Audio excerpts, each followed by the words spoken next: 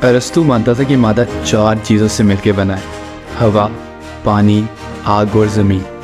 वो मानता था कि मादा मुसलसल है और किसी छोटे बुनियादी ज़र्रे से मिलकर नहीं बना। अगर हम मादे को काटते जाएं तो हमें कोई बुनियादी ज़र्रा नहीं मिलेगा। जबकि डेमोक्रेट मानता था कि नहीं, मादा मुसलसल नहीं है, और अगर हम मादे को तोड़ते जाएं तो हमें एक छोटा ज़र्रा मिलता है जिसका नाम उसने एटम रखा। ये दोनों नज़रिए आपस में इख्तिलाफ़ राय रखते थे, लेकिन इन दोनों नज़रियों के पास कोई एक्सपेरिमेंटल एविडेंस नहीं था। तो सवाल ये है कि कौन और क्यों सही था, मादे की हकीकत क्या है और हम किस चीज़ से मिलके बने हैं। आइए इस वीडियो में आगे यही जानते हैं और मादे की हकीकत से पर्दा उठाते हैं।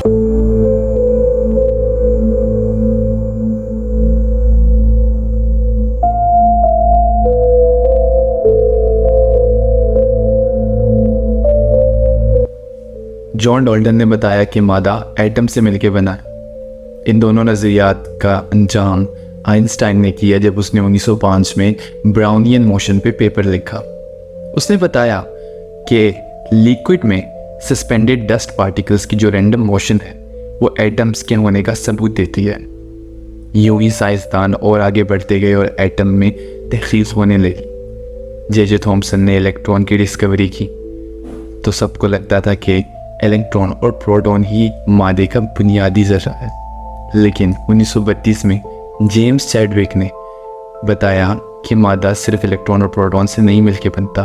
उसमें न्यूट्रॉन नामी एक ज़र्रा होता है जिसका मैस प्रोटॉन जितना होता है, लेकिन उस पर चार्ज 0 होता है। इस काम के लिए जेम्स चैडविक को नोबेल प्राइज़ दिया गया। तो क्या हम मान लें कि इलेक्ट्रॉन और प्रोटॉन ही बुनियादी ज़र्रे हैं? जब इलेक्ट्रॉन की प्रोटॉन के साथ और प्रोटॉन की प्रोटॉन के साथ कोलिजन करवाई गई तो वो मज़ीद कुछ ज़र्रों में टूट गई। म्यूरे गेलमैन को 1969 में इस डिस्कवरी के लिए नोबेल प्राइज़ मिला। इन छोटे ज़र्रों को उसने क्वार्क्स का नाम दिया। क्वार्क्स की 6 अक़साम होती हैं। इसमें ज़्यादा हमें डीप जानने की ज़रूरत नहीं है।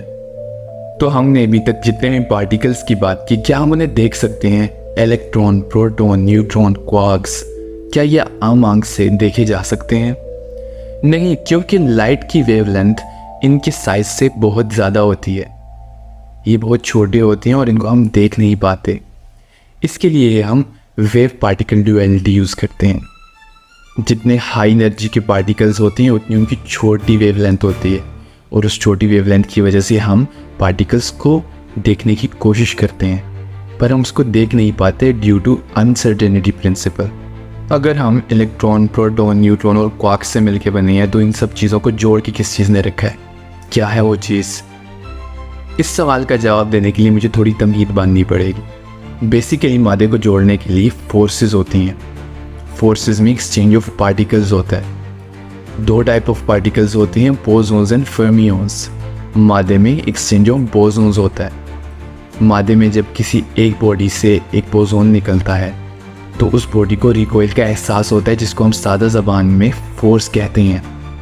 4 किस्म की फोर्सेस होती हैं और उनके अपने अपने एक्सचेंज पार्टिकल्स होते हैं, जैसे कि ग्रेविटेशनल फोर्स का ग्रेविटॉन, इलेक्ट्रोमैग्नेटिक फोर्स का फोटॉन, वीक न्यूक्लियर फोर्स का मैसिव वेक्टर बोसॉन्स और स्ट्रॉन्ग न्यूक्लियर फोर्स का ग्लूऑन्स। इन सब फोर्सेस में से सबसे कमज़ोर ग्रेविटी है और इन सब फोर्सेस में से सबसे ज़्यादा ताकतवर स्ट्रॉन्ग न्यूक्लियर फोर्स है।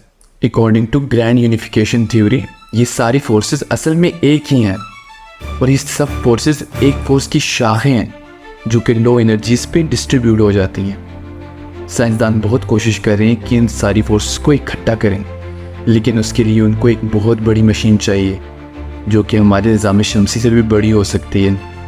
इन सारी फोर्सेस को इकट्ठा करने के लिए हमें बहुत सारी ताकत चाहिए जो अभी हम लेबॉर्ट्रीज में हासिल नहीं कर सकते। तो मुख्तसरन हम ये कह सकते हैं कि हम न्यूट्रॉन और प्रोटॉन से मिलके बने हैं। ये मादा न्यूट्रॉन और प्रोटॉन से मिलके बना है जो कि खुद क्वार्क्स से मिलके बना है, और क्वार्क्स आपस में जुड़ते हैं ग्लूऑन्स के ज़रिए।